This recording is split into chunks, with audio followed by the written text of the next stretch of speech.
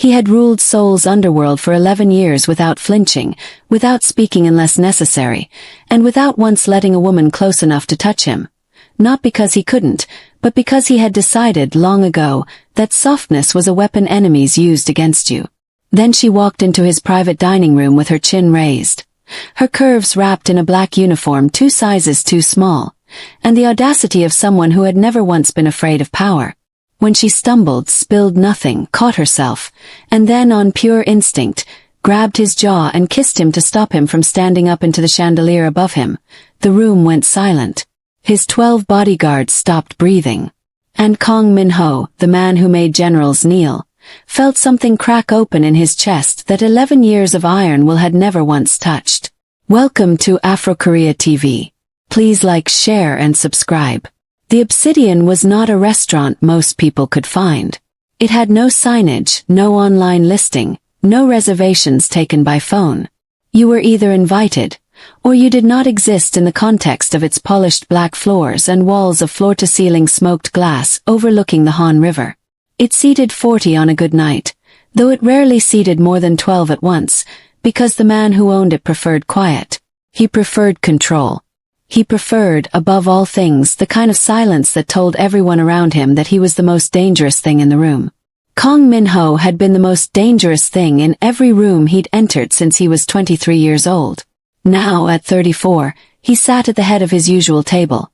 Far corner, back to the wall, sight lines covering every entrance, with a glass of Macallan 25 untouched at his right hand and a folder of intelligence reports open before him. He was not reading them.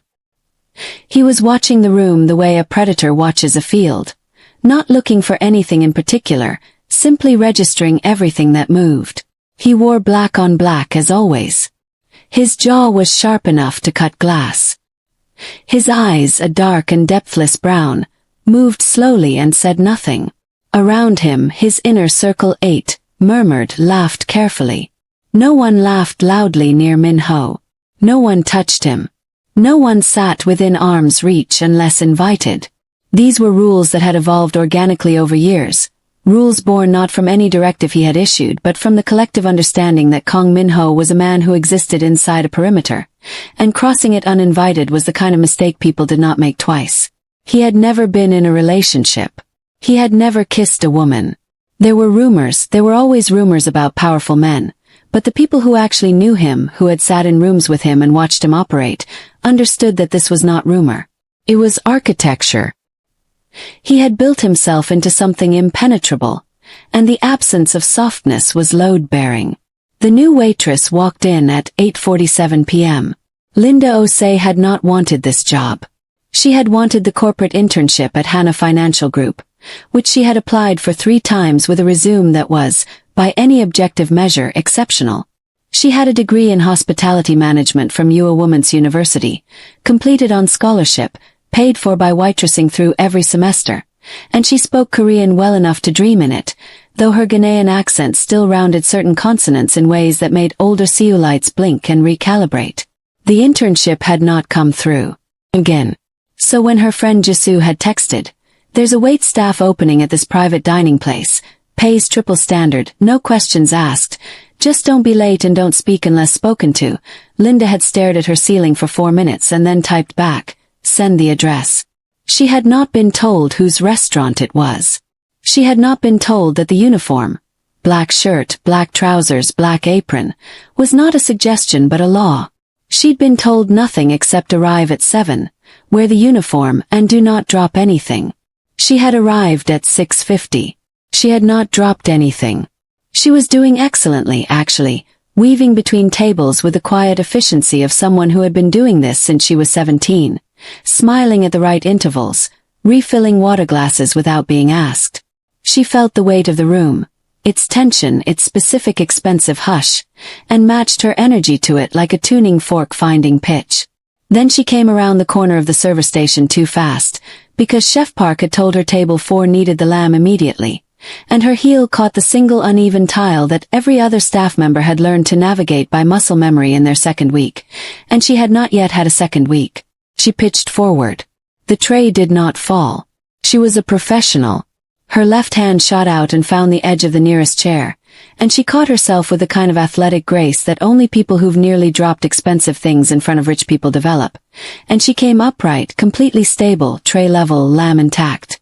The problem was the chair she had grabbed belonged to the table in the far corner. The problem was the man sitting at it had instinctively started to stand. Some residual courtesy, or perhaps alarm. And in standing, the back of his head had moved directly toward the decorative iron chandelier that hung low and sharp above that particular corner. Linda did not think. She reached out with her free hand, grabbed his jaw, both sides firm and quick, and pushed his head back down. He froze. She froze. The room froze. Her palm was against his jaw.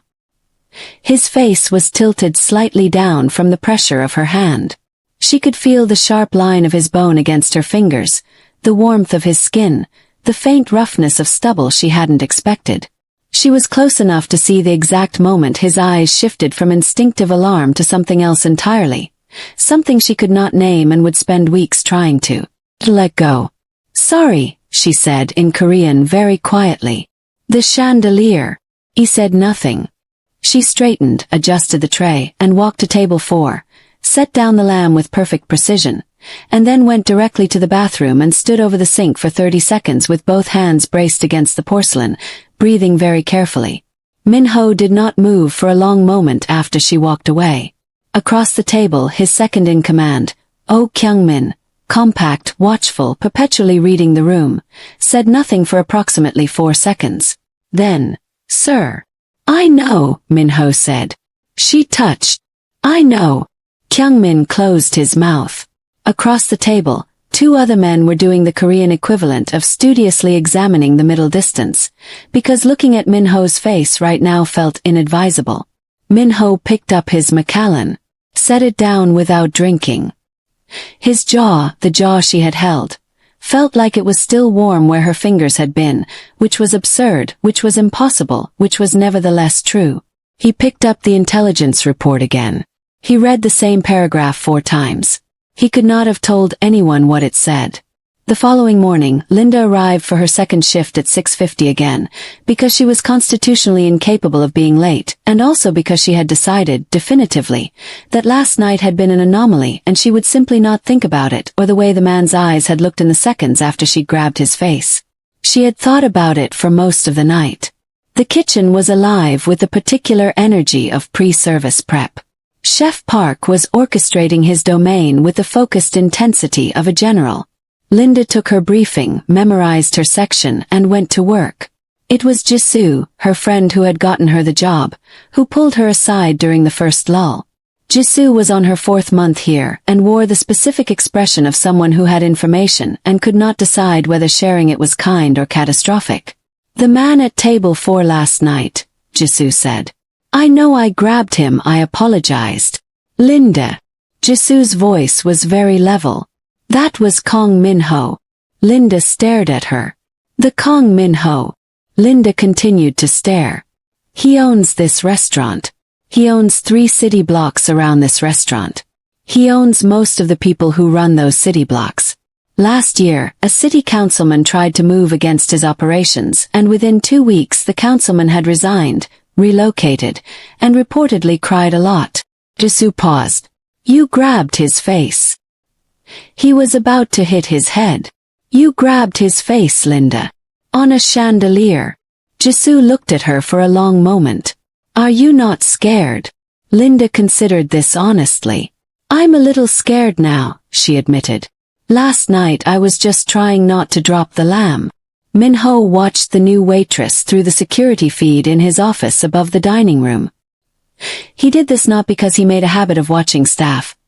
He did not, in general, concern himself with staff, but because Kyung-min had placed a quiet flag on her file after last night, as was standard protocol when anyone made unexpected physical contact with Min-ho, and Min-ho had pulled the file to dismiss it and had instead read it 3 times. Linda Ose, 26. Ghanaian national permanent resident status. Degree from UA. Applied to Hana Financial 3 times. Excellent academic record. Current address. A small apartment in Mapo-gu shared with 1 other tenant. No criminal record. No associations of note. Emergency contact. Grace Osei, Mother Accra. He closed the file. Opened the security feed. She was working table 2 now.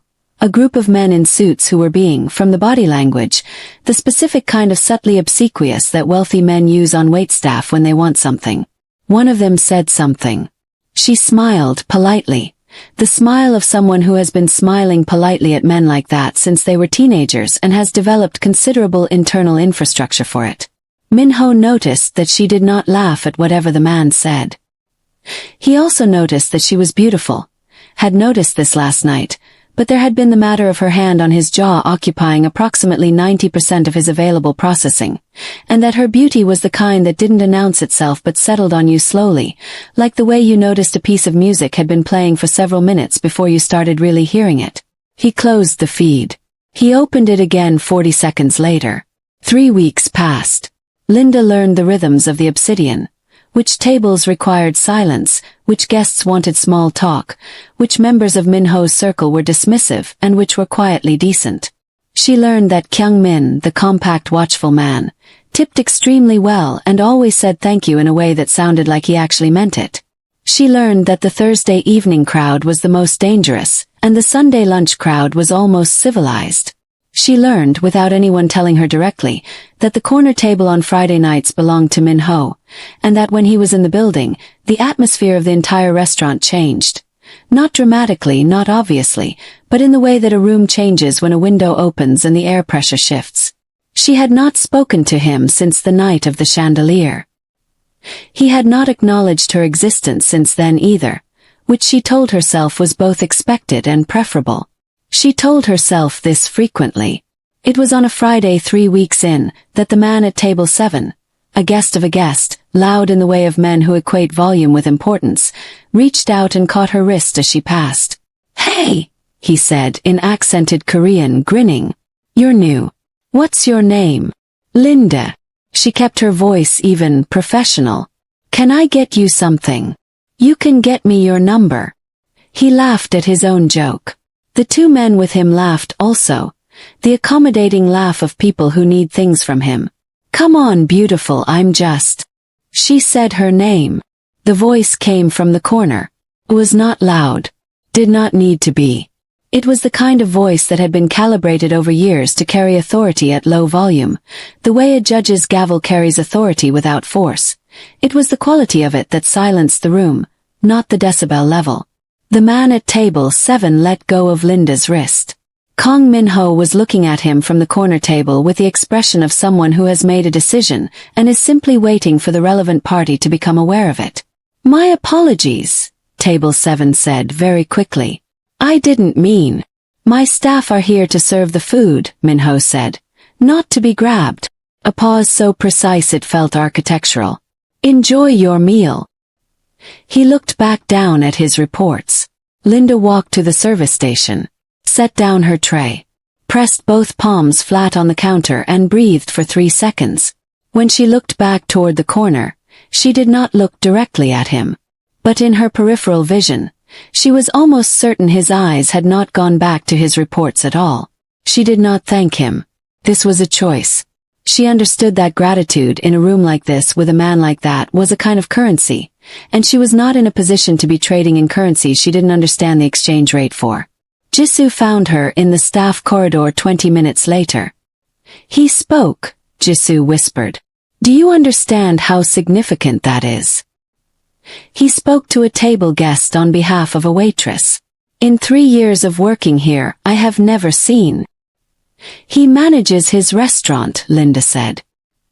"He was protecting the atmosphere." Jisoo stared at her. "Linda, I'm going to go refill the water glasses." "Linda." She went to refill the water glasses. Minho told himself the same thing, approximately, sitting in his office 2 hours later while Kyungmin gave him a rundown of the week's operations. He told himself that he had spoken because the behavior was a disruption to his establishment, because standards were standards, because he maintained a certain environment and that environment did not include guests manhandling his staff. All of this was true. None of it was why his eyes had gone to her wrist the moment that man's hand had touched it. "You're not listening," Kyungmin said. "I'm listening. You've been looking at the feed." Minho looked at Kyung-min with a specific expression that had, over the years, caused considerably more formidable men than Kyung-min to immediately change the subject. Kyung-min, who had known him for 12 years and had once pulled him out of a burning building, looked back with the expression of someone who has earned the right to say things that others could not. "She's a waitress," Kyung-min said. Not unkindly. "I know what she is. You don't touch women. You've never." "She touched me." Beep. "That's true," Kyung-min allowed.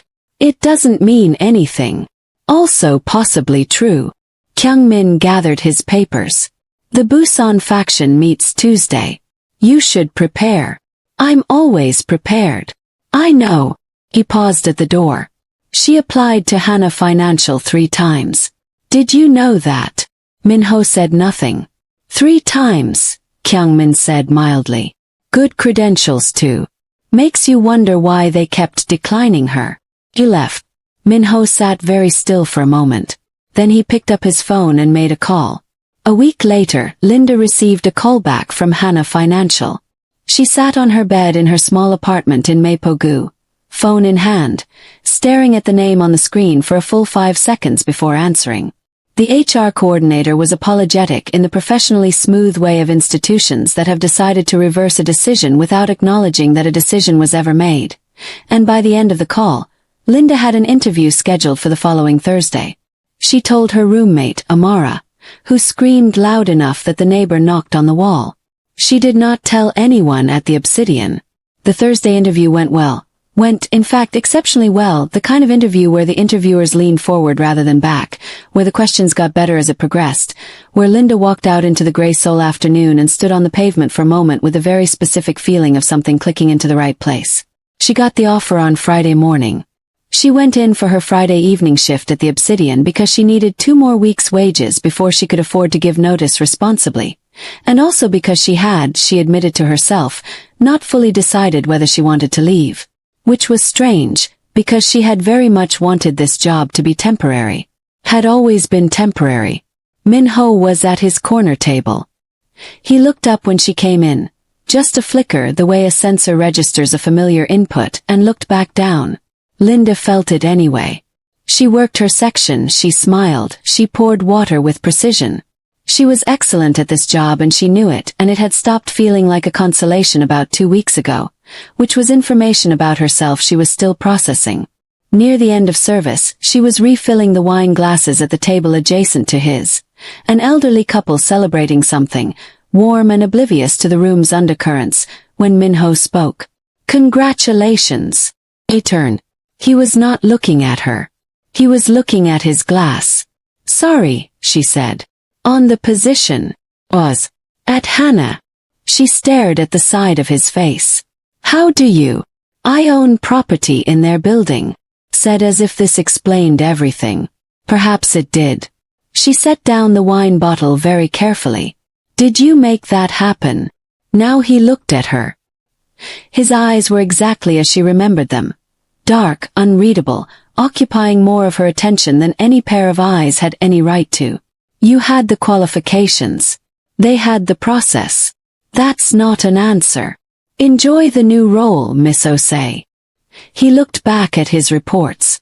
Linda stood there for 2 more seconds than was professionally advisable, then finished the pour and went back to the service station and told herself, firmly, that she was not going to try to untangle this. She untangled it anyway, lying on her ceiling that night, arriving at no conclusions except that her pulse had been doing something irregular since he'd said her name. Her last 2 weeks at the Obsidian were quiet in the way that pressure is quiet, still but charged. Minho did not speak to her again. He was not always present. He had an empire to run, and the restaurant was one small territory within it. But when he was there, and she was there, Linda became very aware of her own movements in a way she found alternately irritating and inexplicable. On her second-to-last Friday, she arrived to find a package at the staff station with her name on it. Inside was a pair of non-slip, perfectly fitted work shoes, the exact brand, the exact size, and a card that said in neat Hangul, "The tile by table 4 has been repaired. These are for the interval." No signature. Jisoo over her shoulder. "That's him. You don't know that." Linda. Linda put the shoes on. They fit perfectly. She did not examine how he knew her shoe size. She filed it under the same category as knowing about the Hannah job, which was a category labeled, "Things I will think about later when I am stronger." She wore the shoes for her entire last shift. Her feet didn't hurt once. On her last night, she almost said something to him. She was collecting the final glass from the adjacent table. The elderly couple's table again. Different night, different occasion. Some people returned to beautiful places consistently, and Minho was alone at his corner. His circle had left an hour ago. He sat with his whiskey and his folder and the specific quality of solitude that very powerful, very lonely people carry without knowing they're carrying it. He paused. "Thank you," she said. "For the shoes. And the other thing." He did not look up immediately. When he did, something moved across his face so briefly she could not catalog it. "You were good at this job," he said. "I'm good at most things I do," she said.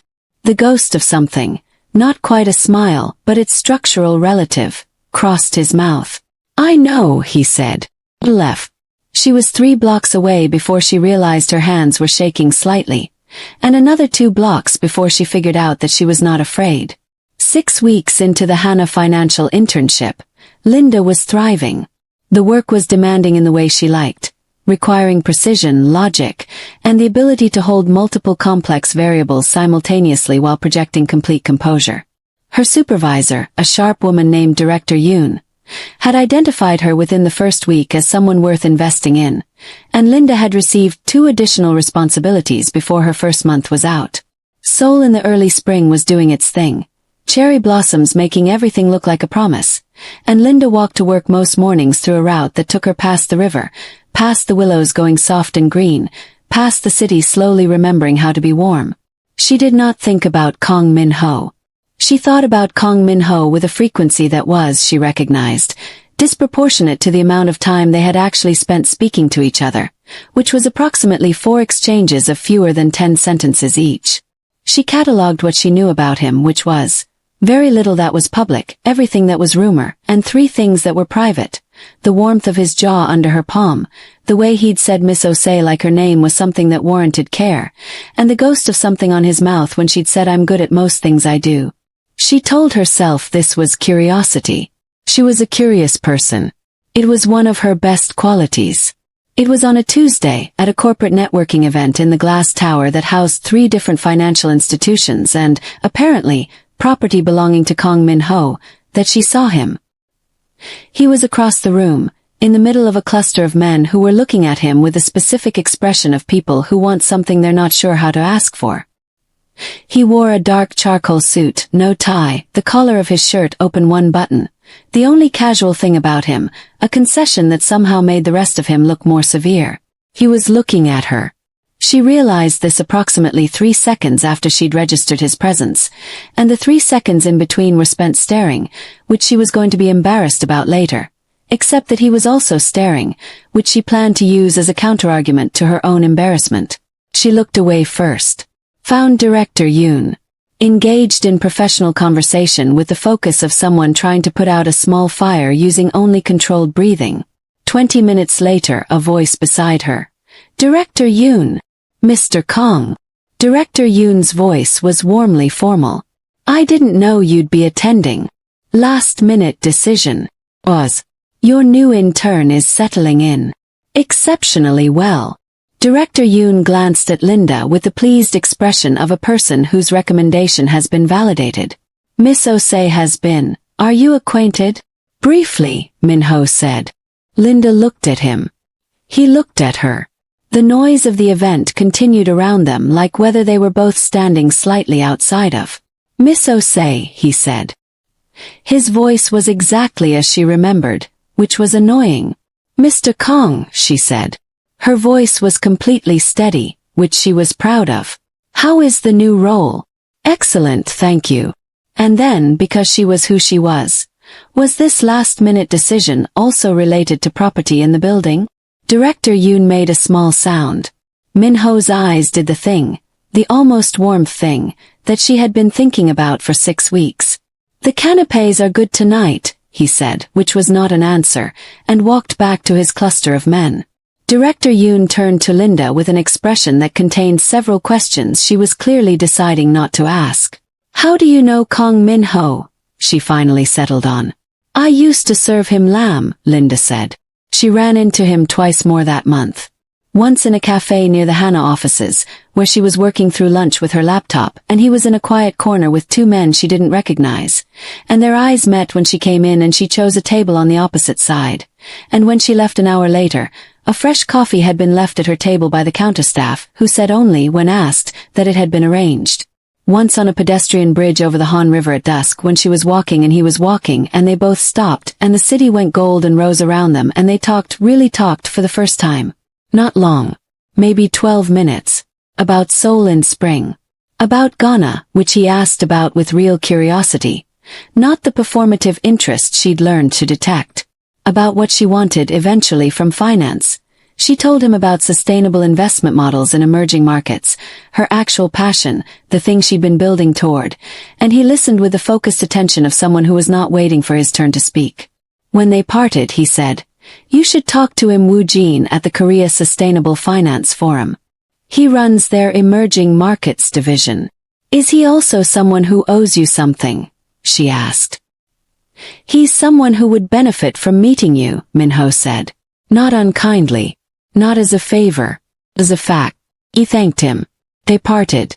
She walked half the bridge before she realized she was smiling, and the other half before she decided that was allowed. The call came on a Thursday afternoon, 3 months after she'd left the Obsidian. Kyungmin's number. She still had it from the staff contacts list. And his voice, which was controlled in the way that voices are controlled when the speaker is managing something. "Miss Ose, there is a situation. Mr. Kong is asking that you not go home tonight." She stood in the Hana corridor very still. "What kind of situation?" "The kind that doesn't require your involvement directly, but may involve your proximity to him having attracted attention from people who track those things."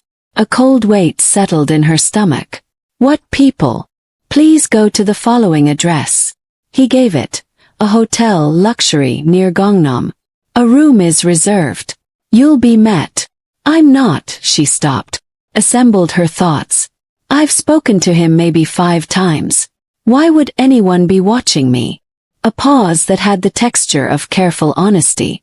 "Mr. Kong has not been unaware of you since the evening you arrived at the Obsidian. This has not gone unnoticed by certain parties who monitor his patterns." Linda stared at the wall of the corridor. "Miss Ose," Kyungmin said, "I understand this is alarming.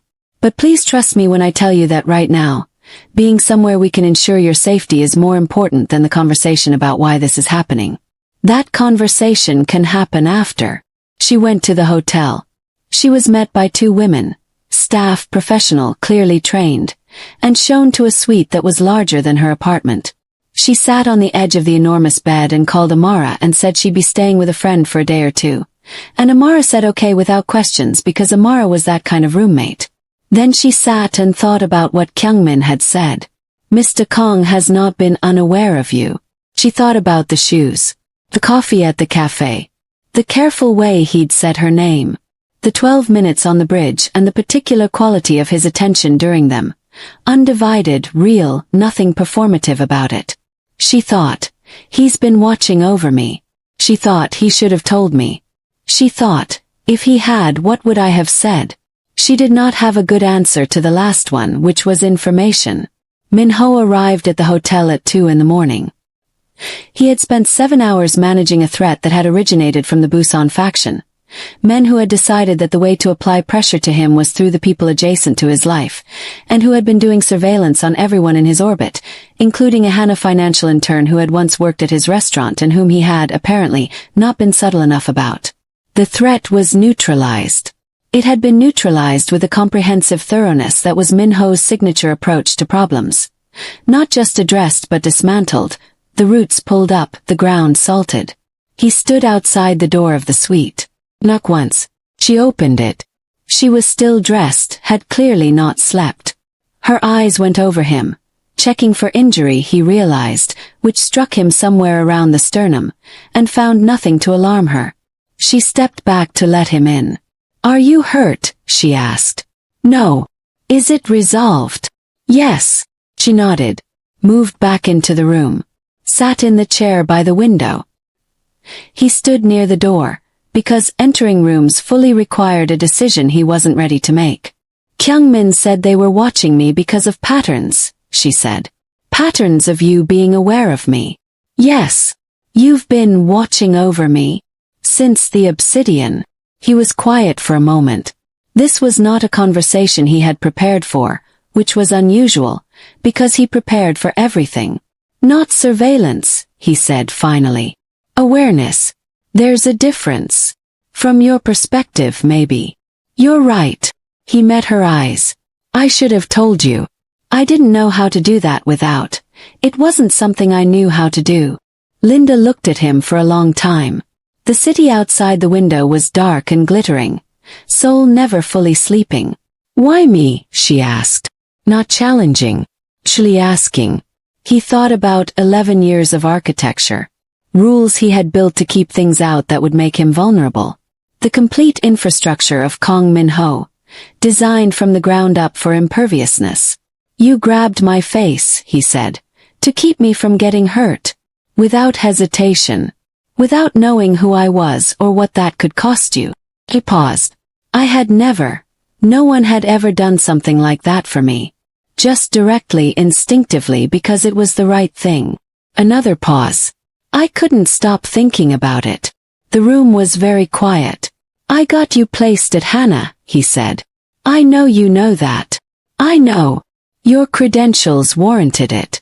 I only removed an obstacle. I know that too." She looked down at her hands.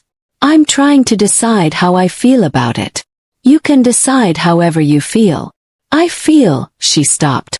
Started again. I don't know what this is. What you want." "Neither do I," he said.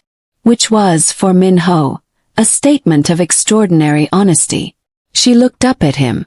Something in her expression shifted, the careful professional composure moving aside to let something more unguarded through. "That's the most honest thing you've said to me," she said. "I know." They looked at each other across the hotel room, the city silent outside, and something settled between them. Not a resolution, but an acknowledgement. A mutual recognition that something was here, had been here, was going to require dealing with. "Get some sleep," he said. "I'll have someone take you wherever you need in the morning." He turned to go. "Min-ho," she said. He stopped. She had never used his name before. Just the two syllables of it, in her voice with its particular warm weight, undid approximately 3 structural panels of the architecture he had spent 11 years building. "Thank you," she said, "for keeping me safe." He nodded once and left. He stood in the hotel corridor for a moment with his hand still on the doorframe and acknowledged, internally, with the full honesty he usually only permitted in private, that he was in considerable trouble. The morning after the hotel, Seoul was washed clean by overnight rain. Linda sat in the back of a black car that smelled of leather and quiet money, watching the city slide past the tinted windows, and tried to organize her thoughts into something manageable. She had slept eventually. 4 hours dreamless, the particular heavy sleep of people who have been running on adrenaline and then suddenly aren't. A woman named Ms. Cho had knocked at 7 with breakfast, coffee, and the information that a car was available whenever Linda was ready. She had not seen Min-ho again. She was not sure whether that was a relief or a disappointment, and the fact that she couldn't determine which was itself information she didn't know what to do with. Amara was awake when she got home, sitting at the kitchen table with a bowl of cereal and the expression of someone who had several questions she was organizing by priority. Linda sat down across from her, accepted the coffee Amara slid over without being asked and said, "I'm fine. Something complicated happened. I'll tell you when I understand it better myself." Amara looked at her for a long moment. "Is the complicated something a person?" Linda wrapped both hands around the coffee mug. "Drink your cereal," she said. Amara went back to her cereal with the expression of someone storing a question for later deployment. At Hana that afternoon, Director Yoon called her into the office. Not with alarm, with the measured tone of a woman who had been navigating powerful men and their orbit for 20 years and had developed excellent pattern recognition. "I received a call this morning," she said, "from a Mr. Oh Kyung-min, representing Kong Min-ho's office. He asked that we be made aware of a situation that has been resolved, but that may have briefly created risk for staff adjacent to their operations." A pause. "He specifically mentioned you." "I know," Linda said. "I was placed somewhere safe last night. It's handled." Director Yoon studied her. "How long have you been connected to Kong Min-ho's world?" "I worked at his restaurant for 6 weeks before this internship." "And now?" Linda met her supervisor's eyes steadily. "I don't know yet," she said honestly. Director Yoon was quiet for a moment. Then, "He's not a simple man." "I know. People in his world," she stopped. Rephrased. "The women who have tried to exist near him have generally found it difficult. Not because of anything he did directly. Because of what surrounds him." "I understand." "Do you?" Director Yoon said, not unkindly. "Because you're one of the most talented people I've brought in 3 years, and I would prefer that talent to remain intact and focused." A pause. "That's not a directive. Just information." "Thank you," Linda said. "I'll factor it in." She went back to her desk and stared at her screen and thought. Factor it in. As if Min-ho were a variable in a model. As if the way the city had looked gold and rose when they'd stood on the bridge were data points to be weighted. She had her phone out before she'd consciously decided to reach for it. She typed, "I'm at work. I'm fine. Thank you for last night." Sent it to the number Kyungmin had called from, because she didn't have Min-ho's. 3 minutes later, a new contact appeared in her phone. Just a name, Min-ho, added by someone with access to her number, and then a message. "Good. Don't walk home tonight. Rain forecast." She stared at it. Typed back, "I have an umbrella." His response, "I know. I'm still sending a car." Linda put her phone face down on her desk and went back to her spreadsheet with the very specific energy of someone who is trying not to smile and partially failing. The Ambw meeting happened 2 weeks later.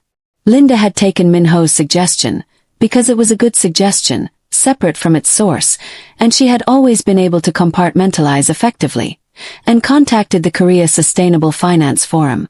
Ambw turned out to be 32, energetic, exactly the kind of person who got excited about emerging market sustainable frameworks the same way Linda did. And their meeting over coffee in Gangnam ran 45 minutes over schedule because they kept finding new threads to pull. He was also, incidentally, very attractive in the uncomplicated way of men who smile easily and mean it. He asked if she wanted to continue the conversation over dinner that Friday. She said she'd think about it. She went home and thought about it. She thought about it in the specific way of someone who is checking whether they want to go, and also checking what it means that they're checking. She texted Min-ho, they had been texting, she had normalized this to herself as professional networking, which Amara had laughed at for approximately 4 minutes, about the forum meeting and how it had gone. His response was prompt and specific. Good questions about the division's recent work, suggestions for follow-up reading, the name of a paper she should find. She mentioned, near the end of the exchange, that Ambw had suggested dinner. The reply took 11 minutes. Which was longer than usual. When it came, it said, "He's good at his work." That was all. Linda looked at the message. Looked at it again. Then typed, "That's not what I asked." What did you ask?" "I didn't ask anything. I told you something and waited to see what you'd do with it." Another pause. Longer. "Are you going?" "I haven't decided. He'll ask you out again after dinner." "Probably. You should go if you want to go." She could feel, through the precise economy of those words, something being very carefully managed. She had spent enough time now in the company of Kong Min-ho, in person and through text, which was its own education, to read the architecture of his restraint. "Do you want me to go?" Type. The 3 dots appeared. Disappeared. Appeared again. She held her phone and felt something bloom in her chest that she should probably have been alarmed by and was not. "Then I won't," she typed. She put the phone down. Picked it up again. Added, But you should tell me things instead of managing them from a distance. I'm not interested in being looked after without being talked to. His reply this time was immediate. Understood. And then 30 seconds later, have dinner with me instead. The dinner was at the Obsidian, which was closed to other guests that night. Something she only realized when she arrived and found the dining room empty except for one table, set for two, in the center of the room instead of the corner. The lights were low. The river outside was dark and full of city reflections. She stood in the entrance for a moment, taking it in. Too much, Minho said behind her. He turned. He was in the doorway from the back corridor, in dark trousers and a simple gray shirt, collar open. Hands slightly uncertain at his sides in a way she had never seen on him before. He looked, for the first time in her experience of him, like someone who had done something and was not sure how it would be received. It's a lot, she said. But I think it's the right amount of a lot for you, so I'll allow it. Something eased in his expression. He gestured to the table. Sit. That's how you ask. Please sit, he said, with the air of someone accessing a function that doesn't get frequent use. He sat. He sat across from her. The chef, a different one, or perhaps the same chef Park treating this evening with different care, sent out courses that were exceptional, and the wine was something she would not have been able to afford with 3 months' salary, and they talked. They talked the way people talk when they have been circling a real conversation for months and have finally decided to have it. She told him about Ghana. Not the postcard version but the real version, her mother's shop that smelled of fabric and groundnut oil, the commute to school in the rains, the specific ambition she'd grown up with, sharp and clean as a blade, because she'd watched her mother work harder than anyone she'd ever met and had decided that hard work deserved better outcomes. He listened the way he always listened, completely. She asked him about himself. He was quiet for a moment. The practiced quiet of someone who doesn't usually answer this question, deciding whether to answer it now. My father ran the organization before me, he said. I inherited it at 22. He was not the kind of man who prepared you for things. He was the kind of man who threw you into them. I learned to be self-sufficient early. Walls were practical. They were, she said. And now? He looked at her across the candles. Now I'm finding them inconvenient. Linda felt the warmth of that move through her like a slow tide. I'm not easy, she said. I have opinions. I'll argue with you. I know. I won't be managed. I know that too. Beep. I respect it. And the world you're in is something we'd have to talk about honestly. Continuously. He met her eyes. I'm not asking you to step into it blindly. I'm asking you to let me. He paused, finding words that were clearly unfamiliar in this arrangement. Let me show you what it is, what I am, and decide with full information. She was quiet for a moment. The river moved outside the glass. Okay, she said. He let out a breath that she realized, with a feeling somewhere between tenderness and devastation. He had been holding for quite some time. The following 2 months were the happiest of Minho's adult life, which was information he held privately and carefully. The way you hold something you're afraid to examine too closely in case it changes. He learned Linda. Not the file. He'd already read the file, which he acknowledged to her and which she found both invasive and strangely moving. But the real version. The way she made decisions, which was methodically and then suddenly all at once. The way she handled frustration, which was to go very quiet and precise before saying exactly what needed to be said. The way she laughed, full and unconcealed, her head tipping back, and how that laugh appeared without warning and felt each time like finding money in an old coat. He drove her to work on the mornings he was in the city, because the car without explanation phase felt dishonest now that they were being honest. She said the first morning, "You don't have to do this," and he said, "I know," and that was that. On the fourth morning she was already outside when he arrived, coffee for both of them in her hands, and he thought, there it is, though he couldn't have said precisely what it was. He was protective in ways that he tried to keep from crossing into controlling. This was a line he was aware of that he checked against regularly because he understood his own nature. The instinct to surround her completely, to place himself between her and every possible difficulty, and understood that this instinct, unchecked, would be the thing that undid them. So he held it. He was present and attentive without being suffocating. He was watchful without being a warden. He was not always perfect at this. When she mentioned casually that a colleague at Hannah had been making comments about her appearance, not threatening, just the low-grade persistent variety that women in professional environments catalogued and generally handled, his first response was not measured. "Name," he said. "No," she said. "Linda.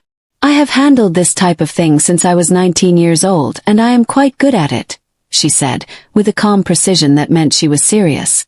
"What I don't need is you making it into something that affects my career or my reputation or my autonomy. What I need," a pause softer, "is for you to trust that I can handle my own professional environment." He breathed through the instinct. "I trust you," he said. "I don't trust him." "You don't need to trust him. I'm handling him." "Okay.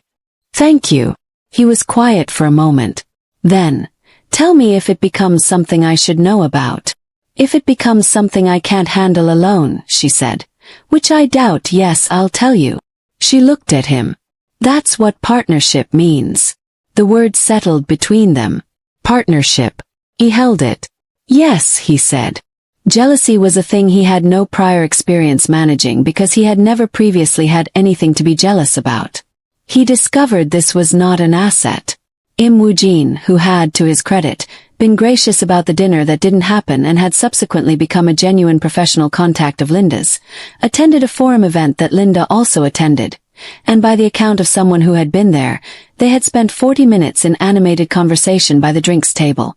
Minho found out because he was, apparently, still monitoring certain things out of habit, and when Kyungmin mentioned it in passing, in what Minho would later decide was a deliberate strategic choice on Kyungmin's part, he felt something go cold and sharp in his chest that he recognized, distantly, as irrational.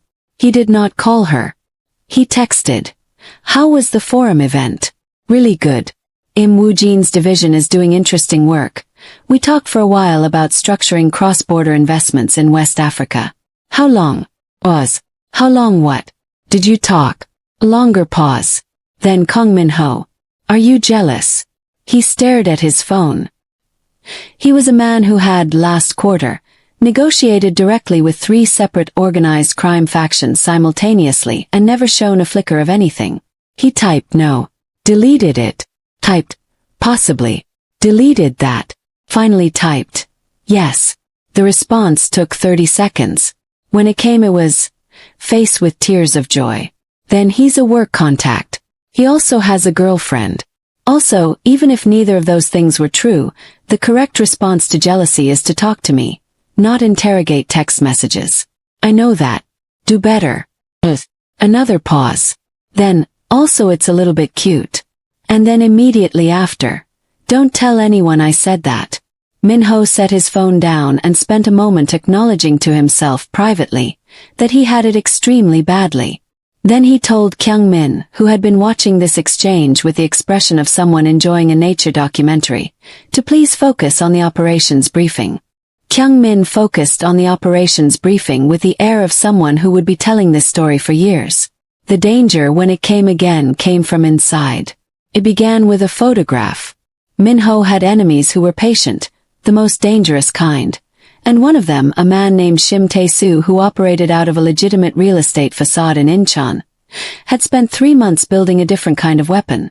Not the physical kind, the reputational kind. He had hired someone to document Linda, her movements, her workplace, her background, and had assembled a dossier that was then delivered strategically to 3 different media outlets and 2 government officials, framed as evidence that Kong Minho was compromising a foreign national intern at a respected financial institution. It was not true. But truth was not the point. The point was disruption, to Linda's career, to Minho's current negotiations with officials who needed plausible deniability, to the careful thing they were building. Linda found out from Director Yoon, who called her into the office on a Wednesday morning with the careful expression of someone managing something bad. The photograph on the desk was taken outside the Obsidian months ago. Linda in her staff uniform, Minho in his corner, visible through the glass, the angle suggesting an intimacy that had not yet existed but would read, to anyone wanting it to read a certain way, as exactly that. "It's being managed at the institutional level," Director Yoon said. "Hannah's legal team is engaged. But I need to know, how close are you? Personally." Linda looked at the photograph. Thought about the restaurant, the shoes, the bridge, the hotel corridor, the dinner, the 6 weeks of mornings and texts, and the slow, careful building of something real. "We're together," she said. Director Yoon looked at her. Then you need to be prepared for this to get louder before it gets quiet." Got louder. Linda called Min-ho that evening from her apartment. She could hear, in the quality of his silence when she explained, the exact moment he understood what was happening and what it would cost. "I'll handle Shim Tae-soo," he said, with a calm that had nothing to do with ease. "That's not the main issue right now," she said. "The main issue is that my career is being used as a weapon against you, and she stopped. Steadied. "I'm not going to let my career be a liability in your life. You're not a liability. Min-ho." Her voice was very even. "I need you to hear me. Not to manage me. To hear me. I'm listening. If this continues, if being connected to me creates ongoing exposure for you, or being connected to you creates ongoing exposure for my work, we need to think honestly about what that means." She breathed. "I'm not running. I'm not saying we end this. I'm saying we think clearly." "I've already thought clearly," he said. "You are not the variable I'm willing to eliminate. Shim Tae-soo is the variable I'm eliminating. You can't just legally within the bounds of what can be documented and pursued through official channels, and with resources that exceed his considerably." Another pause. "I am not impulsive. I am thorough." She was quiet for a moment. "And the media? My legal team has already made contact. 2 of the 3 outlets have pulled the content. The 3rd is reconsidering." He paused. "The government officials were contacted directly. Their interest in the matter has been redirected." She absorbed this. "When did you?" 4 hours ago. "You knew about this before I called." "I knew 2 hours before you did. I was waiting for you to call rather than going to you directly because..." A pause. "Because you told me to trust your ability to handle your own circumstances. So I waited for you to come to me."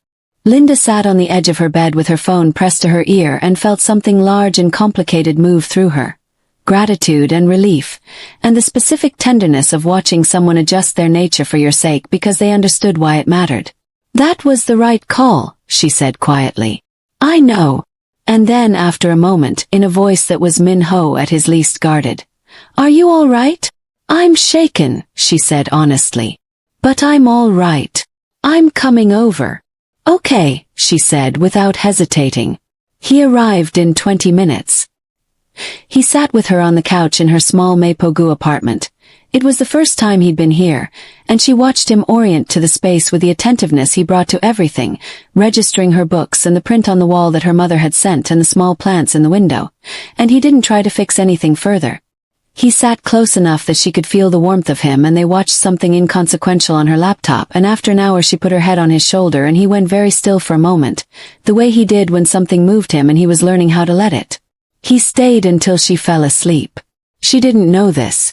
She found out later from Amara, who had come home at midnight and found Min-ho still in the living room, and who had apparently regarded him with the assessment of a very protective roommate, and then said, "She talks about you more than she knows."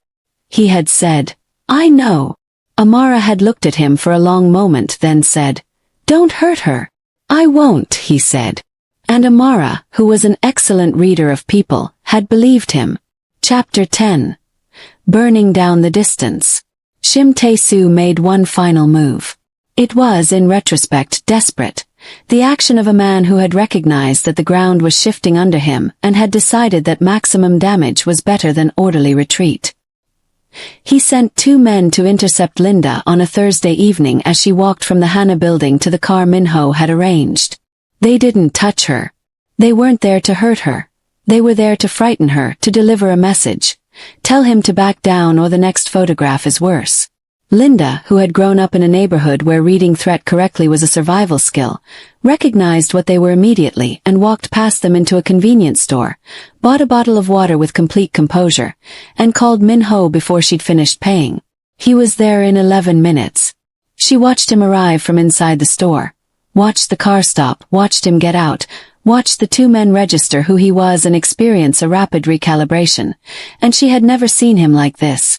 He was not loud. He was not theatrical.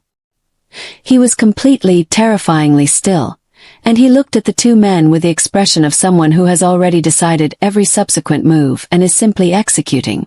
The men left. Quickly, Min-ho came into the store. He looked at her, a full assessment head to toe, and something around his eyes loosened slightly when he confirmed she was unhurt. He crossed to where she was standing, up close. "Are you okay?" he said low. "Yes." She was shaking slightly, the adrenaline aftermath. "I handled it." "You did." His voice was careful, controlled. "You were right to call rather than engage. I know what I'm doing." But her hands were trembling slightly and he could see it.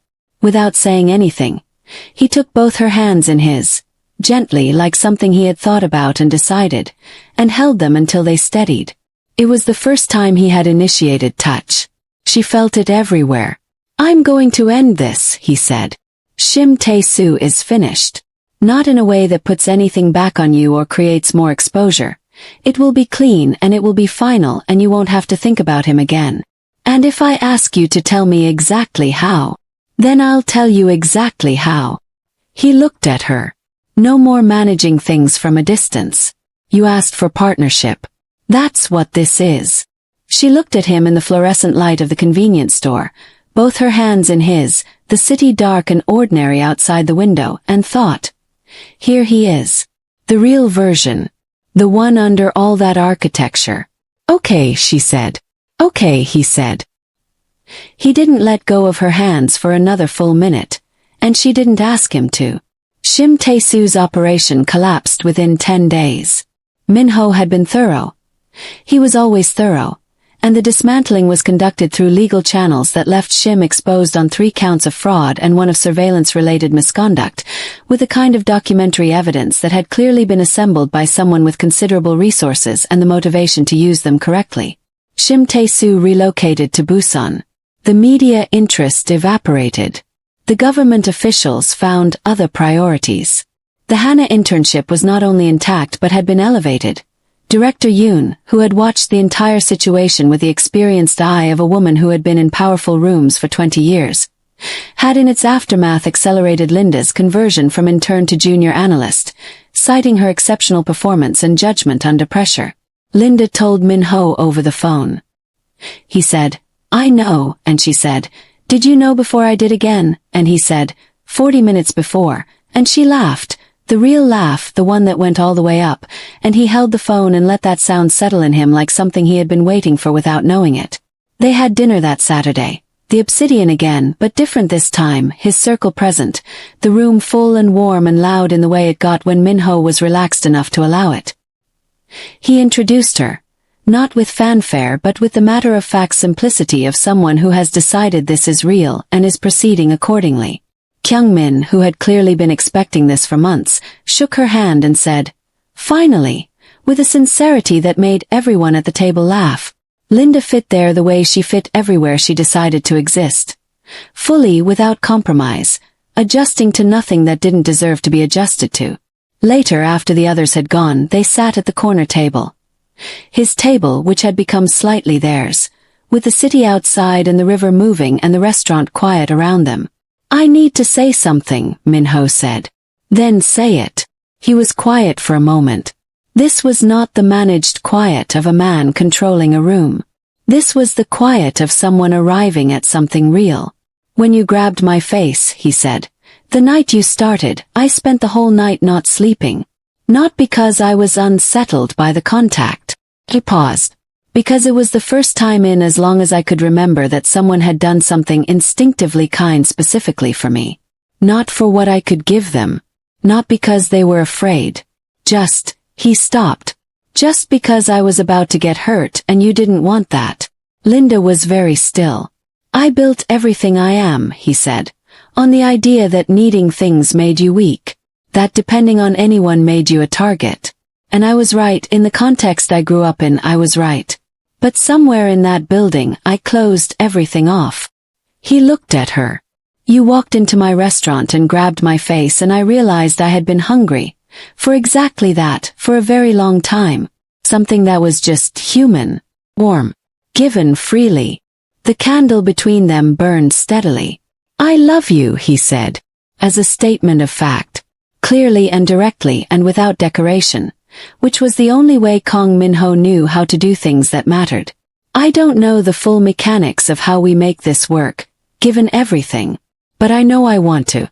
And I know that I would rather navigate every complication of your life and mine together than be safe and separate. Linda looked at him. Her eyes were bright, and she was holding herself very still in the way she did when she was feeling a great deal and choosing what to do with it. You know, she said after a moment, I've been telling myself since the chandelier night that this was curiosity, that I was just observing a complicated man in a complicated world. Academically interested. Pause. Amara stopped believing that around week 3. Jisoo stopped believing it before that. I was the last one. When did you stop? He asked. On the bridge, she said. When you asked about Ghana and actually listened. When you told me about Ambw like you were handing me something real instead of performing generosity. Pause. I stopped then. He reached across the table. Took her hand deliberately, the way he'd taken both her hands in the convenience store. Careful and sure. I love you too, she said. All of this, and the complicated world, and the architecture you built and the parts of it you're learning to open. All of it. His hand tightened on hers. Outside, Seoul moved on in its million-lit way, indifferent and glittering, and at the corner table of the Obsidian Kang Min-ho, who had run an underworld empire for 11 years without once letting anyone close enough to touch him, held a woman's hand in both of his and let himself finally be held back. The following months were not simple. They had agreed on that. The world Min-ho moved in did not become benign because he loved someone. If anything, having something genuine to lose sharpened the edges of certain risks and required constant, honest navigation. But they were honest about it. This was the thing that made it work. Not the absence of difficulty but the presence of honesty. He told her things now. Not everything. Some of the organization's operations existed in territory that she was better protected from knowing. But the shape of his life, the real shape, and she received it with the same clear-eyed quality she brought to everything. She had questions. She had opinions. She was, as she had warned him, not easy. She was the best thing that had ever happened to him. She thrived at Hana. The sustainable investment framework she had been building in her head since her UA years began to take real shape. She and Ambw's division co-authored a proposal for cross-border green investment corridors through West Africa that reached the desk of 3 international development funds. Director Yoon stopped calling her a junior analyst after 4 months and started calling her a strategist, which Linda received with the pleased composure of someone who had expected this and was still glad it was real. She called her mother in Accra every Sunday. Min-ho, who had learned about the calls, began making a point of being elsewhere on Sunday mornings. Not because he'd been asked to, but because he understood that those hours were sacred and privacy was its own form of love. One Sunday, Linda found him in the kitchen when she was done, making jollof rice from a video her mother had apparently sent him directly. Grace Osei had his number now, which was a development that Linda had navigated with a particular expression that Min-ho had learned meant she was both exasperated and deeply moved. The jollof was acceptable. Not her mother's. He knew it. He tried again the following week. By the 3rd week it was good. By the 5th week Linda's mother called him specifically to say so, and Min-ho experienced the particular bewildering joy of being approved of by someone who loved the person he loved, which was a feeling he had no framework for and simply sat with until it settled. Kyung-min found him in the operations room on a Tuesday, looking at a document and not reading it in the way that Min-ho not read things when his mind was somewhere else. You're planning something, Kyung-min said. I'm always planning something. Something different. Kyung-min sat down, looked at his employer and friend with the expression of someone who has watched a long transformation and is choosing his words accordingly. She's it, isn't she? Minho set down the document. Yes. Good. Kyungmin was quiet for a moment. Your father would have said it was a weakness. My father was wrong about most of the things he had opinions on. Also true. Was. What do you need? Minho reached into his inside jacket pocket. Set a small box on the table. Kyungmin looked at it. Looked at Minho.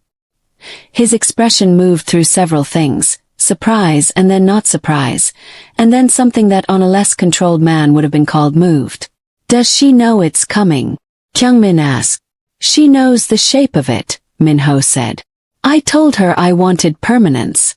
She said she did too. The specific form of this. He glanced at the box. That I kept. Kyungmin nodded. When? Saturday. The obsidian. The bridge. Minho paused. Where we actually started talking. The first real time. Kyungmin was quiet for a moment. Then. He would have missed out, he said quietly. Your father. On all of this. I know, Minho said. Chapter 13, The Bridge at Dusk. Saturday came in golden. Linda had been told only to be free at sunset and to wear something she liked, which was, she observed to Amara, the most Minho directive she had ever received. Specific about conditions and silent on details. Amara helped her into a rust-colored dress that did everything it was supposed to do, pressed her hands once and said, I have a feeling. You always have a feeling. This one is a good one. Linda walked to the bridge. He was already there, leaning on the rail looking at the river, the city going gold and long-shadowed behind him. He was in dark blue, almost black but not, and when he turned as she approached, his face did the thing it did now, the thing that had taken months to surface and that she still felt like a small miracle each time. It opened. Hi, she said. Hi, he said. They stood at the rail. The river moved below them, slow and wide. Soul breathed around them. I want to tell you something, she said. Tell me. I got the call yesterday. The development fund. The West Africa Green Corridors proposal. They want to fund the pilot. A pause. Full funding. 2-year commitment. He turned to look at her fully. Linda. I know. She was trying not to beam and partially failing. It's the thing. The actual thing I've been working toward. I know it is. His voice was warm in a way that still surprised her sometimes. This man who had been described to her as the most feared figure in Seoul's underworld, warm and specific and entirely focused on her. I'm so proud of you. She leaned into his side. He put his arm around her. They stood like that for a moment, the city settling into evening, and then he said, I also have something. She looked up. He reached into his pocket. She went still. He turned to face her fully, and he was. She would tell her mother this later, she would tell Amara, she would carry this image clearly for the rest of her life. Not performing anything. Not managing anything. He was simply there, entirely the real version, the one under all the architecture. Holding a ring that caught the last of the day's gold light and looking at her with 11 years of careful solitude broken open into something enormous and specific in hers. I don't have a speech, he said. You know I don't do those. I know. I know what I want and I know why I want it, and I know that I will spend whatever time we have making sure you never regret saying yes. He paused. If you say yes. She looked at him. The ring. At the bridge where they had first really talked, the willows in their spring green, the city enormous and golden and indifferent in the way of cities, giving nothing and asking nothing, while here on this particular bridge, two people who had found each other through a chandelier and a lamb dish and a pair of non-slip shoes stood at the exact coordinates of their own beginning. Yes, she said. Obviously yes, Minho. He put the ring on her finger. Fit perfectly. She would not ask how he knew her ring size. She filed it under the same category as always. He held her hand for a moment, looking at it. Then he looked at her, and she kissed him. Really kissed him, properly, unhurried, on the bridge with the river below and Seoul going to evening around them. And he kissed her back with the specific quality of a man who has never done this before and is, in this moment, making up for all of that time at once. They were married in the spring 8 months later. The ceremony was in a private garden in Songbuk-dong. Small by the standards of either of their worlds. 40 people chosen carefully. Kyungmin, who stood next to Minho with the expression of a man who had pulled him from a burning building and was now watching him walk into something far better. Director Yoon, who cried with the dignified efficiency of someone who had not planned to but had no objection to. Im Woojin and his girlfriend, who applauded loudly when it was over. Amara, who had cried since the flowers were arranged, and who was still crying at the reception with zero apology. And Grace Osei, Linda's mother, who had flown from Accra and who met Minho for the first time at the rehearsal dinner and had looked at him for a long, quiet moment. Looked at him the way a woman who has worked hard all her life and raised a daughter to expect the right things looks at the man her daughter chose. And had then said in Chui, something that Linda translated for him later as, "He will do." Which was, Linda assured him, the highest available praise. Grace had made jollof for the reception. Minho tasted it and understood at last what he had been approximating. The West Africa Green Corridors pilot launched the same month. Linda led it from Seoul, traveling to Accra and Lagos and Nairobi quarterly, building the thing she had always been building toward. Minho restructured two of his organization's above-board real estate holdings to partially finance a sustainable development fund that Linda did not know about until the announcement, and when she found out she stood in his office and looked at him with an expression that was simultaneously exasperated and deeply moved, which was, he had come to understand, one of her specific faces for love. "You could have told me," she said. "I wanted you to see it finished," he said. "I didn't want it to be a gesture. I wanted it to be a thing." She sat on the edge of his desk and looked at him for a long moment. "You're very good at love," she said. "For someone who didn't do it for 34 years. I had a good teacher," he said. She smiled. "The chandelier helped." "The chandelier helped," he agreed. On a Thursday morning in early autumn, Linda stood in their kitchen, the apartment in Itaewon they had chosen together, high enough to see both the mountain and the river, full of her books and his silences and the combined accumulation of two people building a life, and told him. He was sitting at the counter with his coffee and his reports, and she came and stood across from him and put a small rectangular object on the counter between the coffee and the folder. He looked at it. Looked at her. She watched his face. Watched it move through recognition and then through something far past recognition. Something that broke open quietly, the way the best things break without noise, just light coming through. He put his coffee down very carefully. He looked at her. "Yes," she said, because she could see he needed to hear it confirmed by her voice, not just the small plastic window with its second line. He came around the counter. He took her face in both his hands, gently, completely, and he looked at her with all 11 years of architecture finally, fully dismantled, and the man on the other side of it unguarded and entire and here. "Linda," he said. "I know," she said.